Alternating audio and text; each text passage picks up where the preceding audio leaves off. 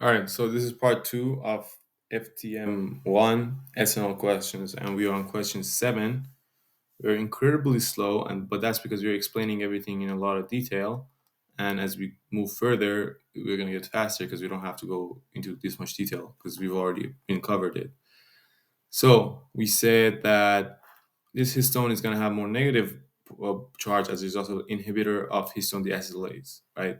So if it gets more negative charge, we will um, increase global levels of DNA methylation. It doesn't have to do anything with methylation. We are talking about acetylation here. Remember, if you're wondering about methylation, I kind of described it in question five. Okay. And then E says increase the affinity of DNA for nucleosomes. It decreases the affinity, right? Nucleosomes are basically histones and DNA together. So it decreases the affinity because it's more negative and DNA is more negative. So the answer is B. Now, in the previous part, when I was explaining this question, I said, think about why would this be a good thing for the cell? And the answer is sometimes are the genes that are in the cell responsible for stopping these tumor cells. Sometimes these genes, they for whatever reason stop getting expressed, right? And some drugs, what they do is that they activate all these genes, right? They're a global activator, like this one doesn't take care of what gene it is, it just goes and activates DNA expression. And sometimes it will activate a tumor suppressor gene, which then the tumor suppressor gene realizes, oh shit, I got activated in a cancer cell and this cell needs to die, and causes death of that cell. All right, so this is how stimulating a cell to express its genes can be helpful to eliminate cancer. All right, next question is talking about a 24-year-old student. Uh, it's talking about what is the role of this thing. It's a mitochondria. So what does a mitochondria do? Does it do protein synthesis? No, that's a ribosome. Does it do lipid synthesis? Lipid synthesis. No, it doesn't do lipid synthesis. Although parts of lipid synthesis happen in mitochondria, right? Mitochondria is involved in a lot of biochemistry in the cell, as you will learn in term two. But I wouldn't go with lipid synthesis when there's something as accurate as ATP production. Uh, so metabolism of very long chain fatty acids. This would be something like a peroxisome, right? Intercellular, vesicular transport.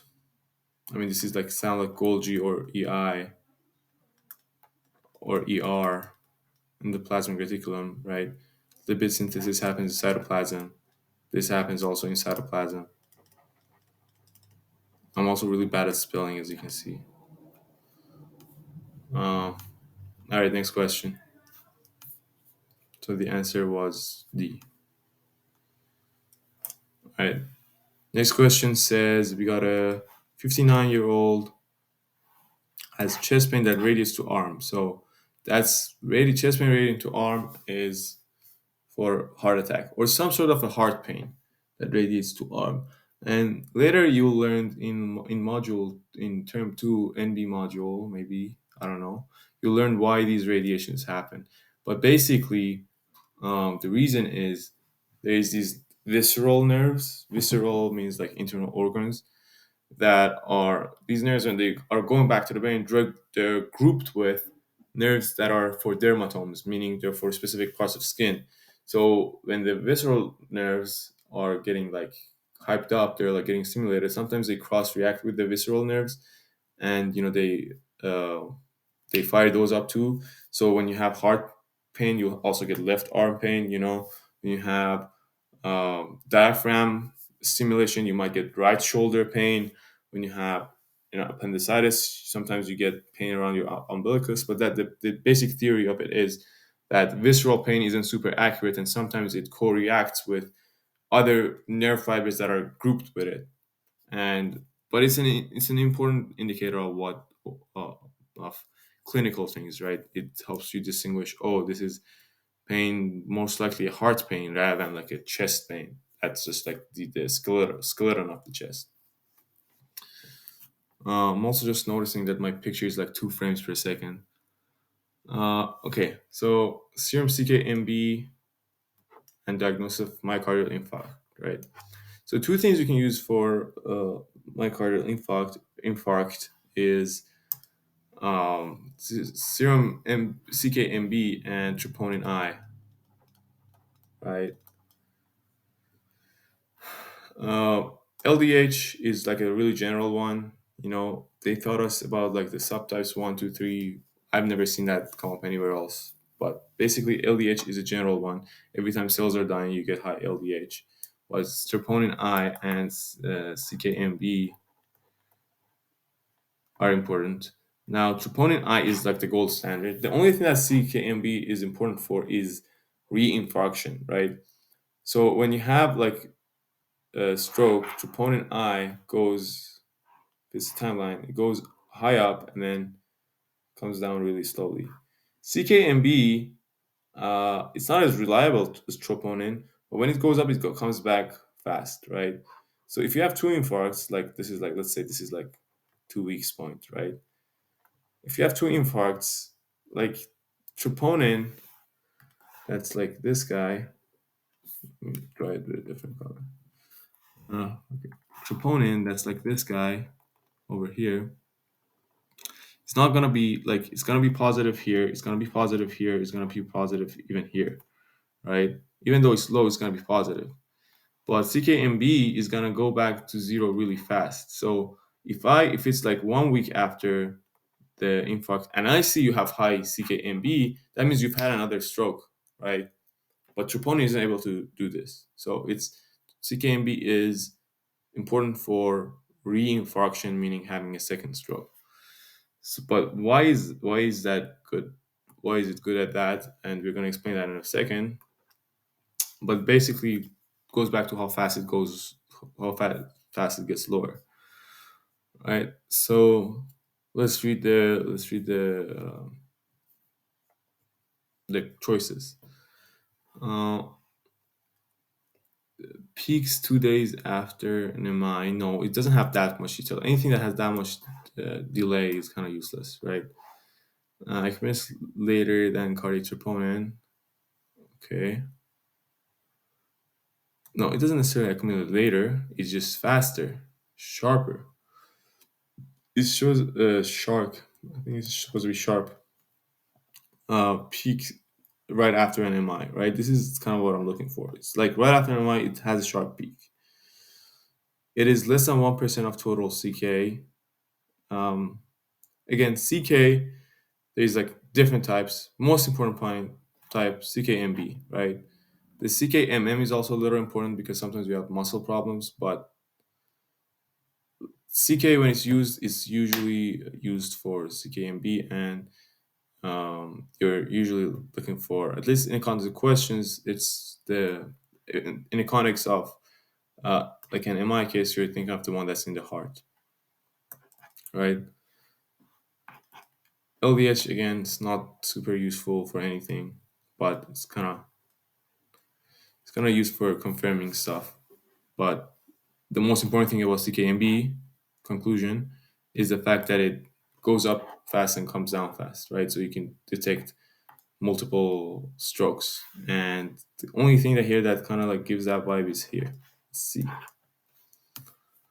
All right, let's go to the next question. I don't know why it doesn't let me switch my pen now.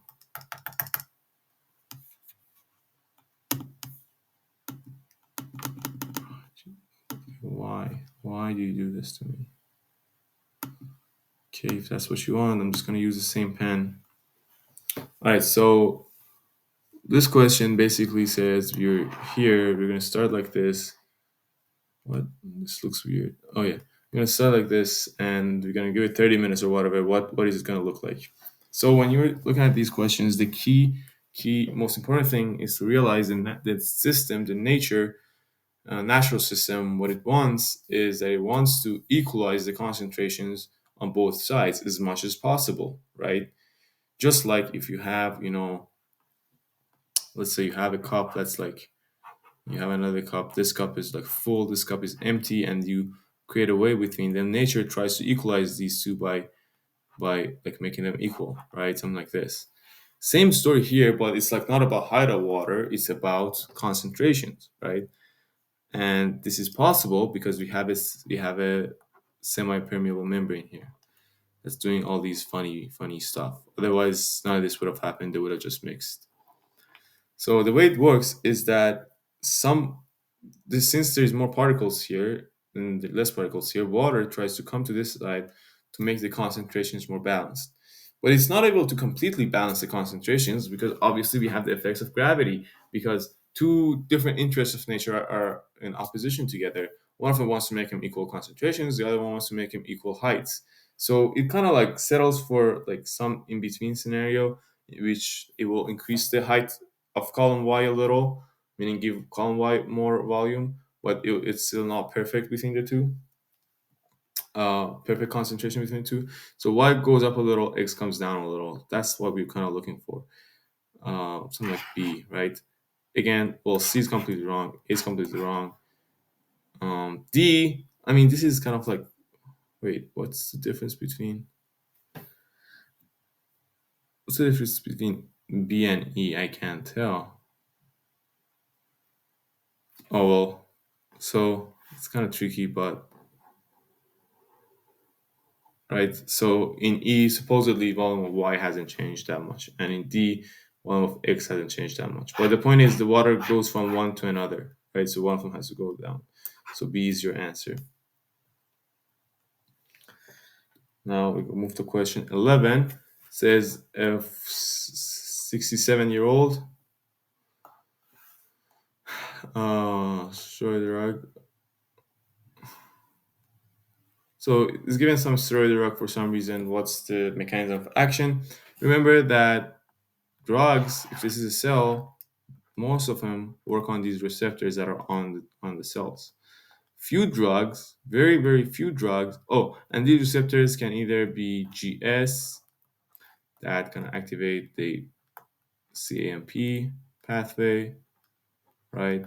Or they can be GQ that they do IP3 and a bunch of other stuff. But then the ultimate effect is that they increase calcium, and so this usually leads to smooth muscle contraction or secretion, right? Um, and then there's another group of drugs that go directly into the nucleus, right? These group of drugs, and then they work with a receptor there. Now, what receptors are there? They're the steroid receptors, right? What is that? That's mineralocorticoids. That's glucocorticoids. Mineralocorticoids like aldosterone, stuff responsible for balance of salts. Glucocorticoids like steroids, like cortisol. Um, Not steroids, sorry, like cortisol, like all the glucocorticoid drugs and stuff like that. And then we got, androgens and these like testosterone and stuff like that. And these, they all hit the nucleus, right? And the way they do it is that they bind to a receptor. So let's say this was the nuclear receptor. So this is cortisol receptor, let's say. And then cortisol binds to it. And then these two together, they work as a transcription factor and then go bind the DNA. Actually, they dimerize, meaning these guys will bind to another pair, and then they go bind the DNA and start expressing. Right. The other thing that's similar to this is thyroid hormone. Right.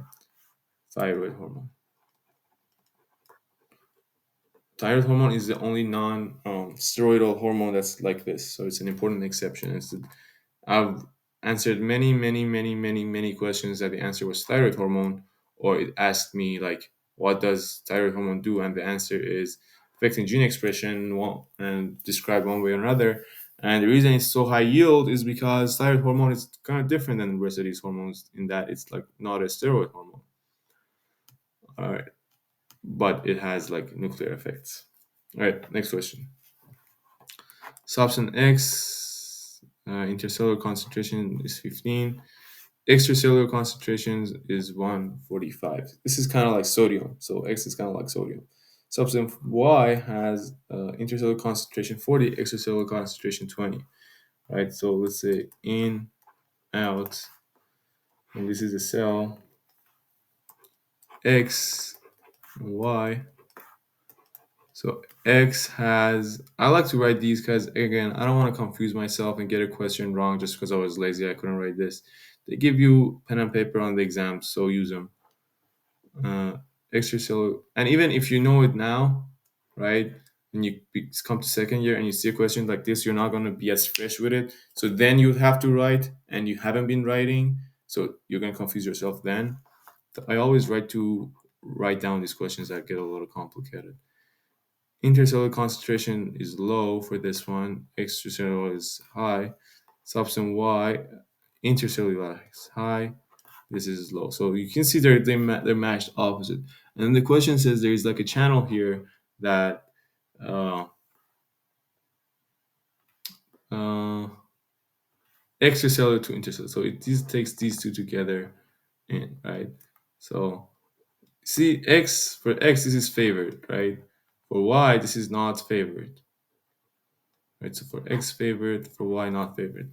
So it's kind of grouping two transform transitions, translocations, if you will, together. One of them is energetically favorable, the other one is energetically not favorable, right?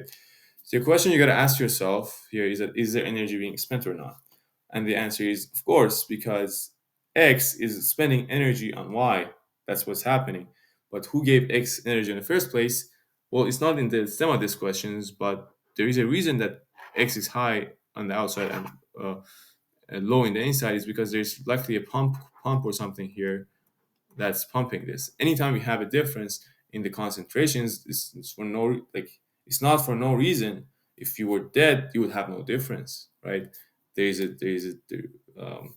lively thing, something spending energy, moving stuff, right?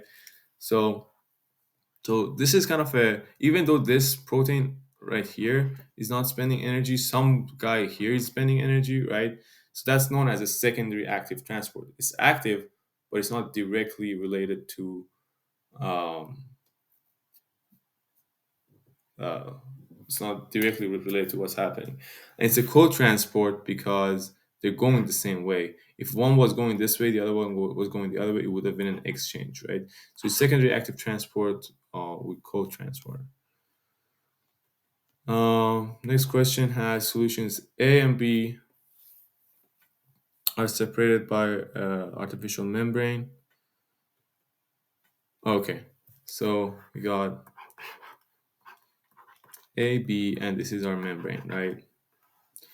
A has glucose plus testosterone, but B has only glucose, right? And it's asking about tonicity plus what? Plus what's the other one called? Osmolarity. This is kind of just memorization, but you have this important distinction between them. And the part that is memorization is to realize which one is what. Osmolarity is total solute, right? Osmolarity, you can think of it as it's like a O, and it's like kind of like whole, so it's like total. Or osmolarity has an O, total has an O, and solute has an O, right? But tonicity is only how it affects the cell, and what affects the cell is only the things that are soluble, things that are soluble. So if you're soluble, you affect it, right? Well, now we're talking about water. What is soluble is glucose, right? Glucose is soluble, but testosterone is not. So for osmolarity, remember it was um, but it was whole, all of them. So for osmolality, A is more than B. But for tonicity is only ones that make difference for the cell, and only the ones that are soluble do. And again, glucose is, so they have the same glucose. So for tonicity, A and B are equal, right? So we got A is hypertonic, hyperosmotic, right? Solution B is hypoosmotic, that matches. Hypertonic, hyperosmotic, that doesn't match. Hyper and isotonic, right? So our answer is B. Let me check. Question 13B, right? Yeah. So our answer is B. So just remember, osmolarity is their total, and the way you remember it is that they both have total solute, and tonicity is all the solute that actually gets dissolved in our solvent. Looks like my thing started working. I can change my colors again. So you got a 24-year-old woman and a 23-year-old man. They're coming to consult. They both have had. They're both white, and they have CFTR gene mutations. Right now, they want to see like what's gonna happen to a kid if you have a kid. You gotta know for these questions. You gotta like get to know the disease itself. Get to know what sort of mutations lead to the disease. For CFTR, the scenario is there is like different. So let's say the gene is like 1,000 base pairs, right? And let's draw the gene like here. So this is base pair is number 0, women 1,000. I have a version of this gene, you have a version of this gene, everybody has a different version of this gene, right? Mine is same to my dad's, but yours is same to your dad's and mom's, but me and yours is different, you know.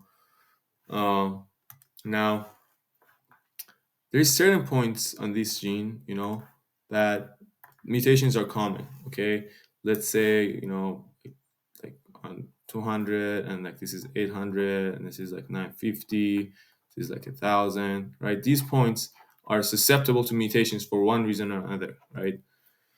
So if you have a mutation in these points, you have a version of CFTR. You have cystic fibrosis, right?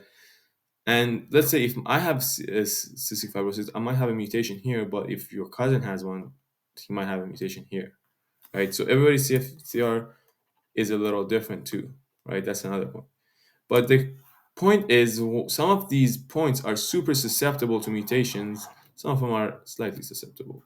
So I don't exactly know, but if it's a deletion that's super susceptible, I don't exactly know the number, but the number is, you can look it up actually because I think it's important.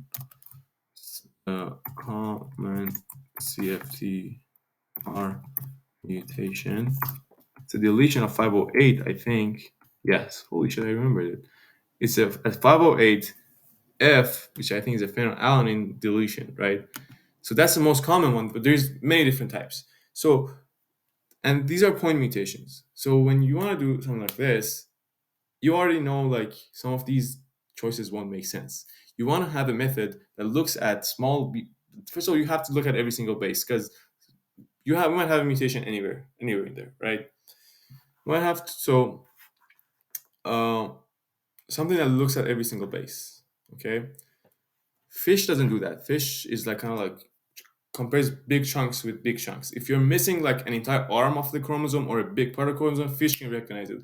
But if you're like a bunch of small mutations, like one base pair mutations, fish won't recognize them. Western blot is for proteins. You know, technically makes theoretical sense, but how are you gonna get these CFTRs chromosome from the patients? You know, and then you gotta do Western blot. It's just not theoretically like practically possible. Biochemical testing. Well, this works, right? Basically, remember people who have CFTR, people who have cystic fibrosis, they're lacking this chloride channel, and when they're lacking that, for some reason, their sweat has higher concentration of sodium. And when you test it, you're like, oh, you have high concentration of sodium here, and so you have CFTR. But the thing is, these guys, they're both normal. They want to have a kid. The child hasn't been born yet. If the question was asking, oh, the child is born, does he have CFTR or not, or does she have CFTR or not? Then you got to be like, oh, the sweat test is the best test, and it's the fastest test for diagnosis. But this is we're talking about the probabilities in the future. Um, Karyotype analysis, that's more for like Down syndrome, chromosomal abnormalities, big chunks of DNA missing and moving around. It's not applicable for this. So E is the only answer, right? Now let's talk about what PCR with ASO is. So ASO is oligo something. Uh, I looked it up. It's a bad acronym because something else in medicine uh, is also acronym to ASO, and it's the Streptococcus antigen test, and that's one is like 1,000 billion times more common than this one. Uh, but what it stands for is allele specific oligonucleotide. So each one of these like mutations that I have and you have and like your cousin has, each one of them are, well, I don't necessarily have it in CFTR. I might have it somewhere in my genome, right? But people who have CFTR, they have the mutation in their CFTR gene, right? These people, so because it's one tiny base, each versions of these bases that are different is called an allele, right? So these alleles, they will make like oligonucleotides, which are like 10 or to 20 base pairs long. And let's say it's like this one, this particular one, will bind the CFTR gene only if you're missing the 508 F position, you know? So then when you do a PCR and you add this like oligonucleotide, if the oligonucleotide binds to your genome, you know, oh my God, I am missing the 508 genome because this oligonucleotide is designed to keep me in mind. Or for example, there's like one at 200 that like base pair X changes to base pair, Y. And for that, you go you make your oligonucleotide keeping that in mind, and if it binds it means yes, X has changed into Y, and it doesn't bind, it means no, X is still X on our genome. So when you're looking for small mutations, then what makes sense is to use ASO. Now the other thing is, okay, these mutations have to be known because you have like in this one, some of them are more susceptible than others. Like this, like the 508 one is more susceptible than others. So you have to know it from before. That's one thing. The other thing is the diseases that are characterized by random mutations, they're most likely sporadic, right? So, for example, the achondroplasia, I think that one you have, it's also like sporadic in nature, right? So a lot of cases aren't inherited; they're just sporadically they have a mutation. So for those ones, you have the same story. That's like what the cause of the disease is a tiny mutation somewhere, but it might not be necessarily like this one that there is like one mutation, like the 508 position, that's like more common than the other, right? So depending on that's why I'm saying you need to know your disease in order to be able to tell what pathology is really related to it, right? I think this is the end of part two. Uh, I just want to say, please check out the rest of my channel. I have videos in here explaining how to study, stuff like that. Also, I'm going to have my Instagram in the description. If you have questions about academics or, you know, you want to ask me something about your strategies, stuff like that, feel free to contact me on my Instagram. I don't respond right away. I take a long time to respond, but I eventually get to everyone. Thank you very much. And I'll see you in the next part three of this video series.